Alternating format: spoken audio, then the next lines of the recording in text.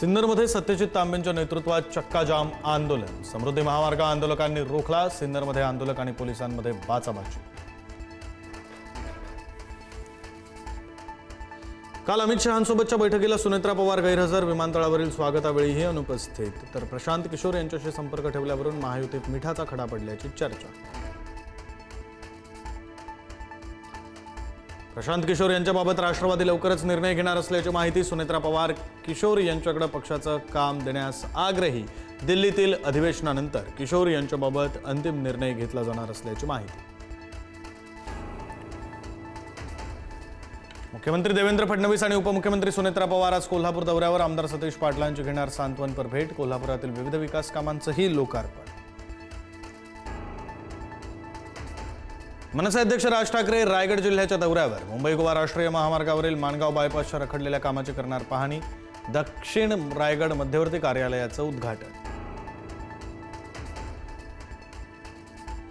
मंत्री गणेश नाईक पुन्हा एकदा एकनाथ शिंदेंवर बरसले। भस्मासूर झालेली लोक जनतेला लुबाडतात। आमचा कोणाला विरोध नाही, मात्र कुणी आमच्या नादाला लागलं तर त्याला त्याची जागा दाखवू। नाव न घेता नाईकांचा शिंदेंवर निशाणा।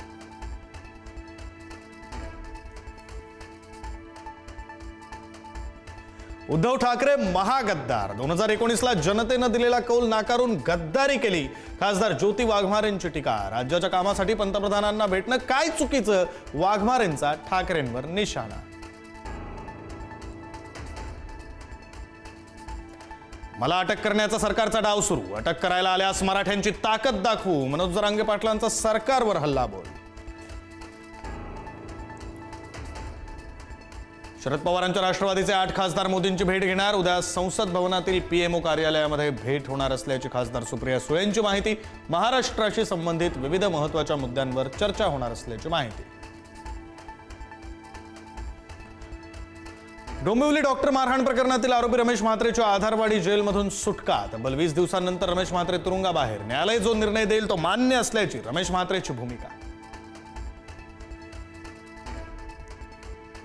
नाशिक शहर आणि जिल्ह्यामध्ये जाणवले भूकंपाचे धक्के। 4.3 तीव्रतेचे धक्के जाणवल्याची माहिती। आठवडाभरापासून नाशिकच्या ग्रामीण भागांमध्ये जाणवत आहेत भूकंपाचे धक्के। गोकुळच्या दूध खरेदी विक्री दरामध्ये वाढ। म्हशीच्या दूध विक्री दरामध्ये प्रति लिटर 2 रुपयांची वाढ। गाईच्या दूध विक्री दरात वाढ नाही, मात्र खरेदी दरात 1 रुपयाची वाढ। आता एआय देणार महापुराचे अलर्ट। एआय महापुराचा धोका ओळखून अलर्ट देणार।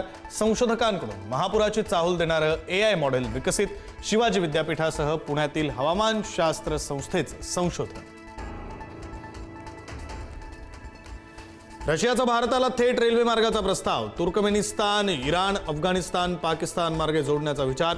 हॉर्मुझच्या संकटाच्या पार्श्वभूमीवर पर्यायी पुरवठा मार्ग। भारताचा युवा ग्रँडमास्टर आर प्रज्ञानानंदानं जिंकलं सेंट लुईस रॅपिड अँड ब्लिट्झचं विजेतेपद। अंतिम फेरीपूर्वीच्या सामन्यामध्ये बरोबरी साधत 35 पैकी 23 गुणांसह विजेतेपद केलं निश्चित।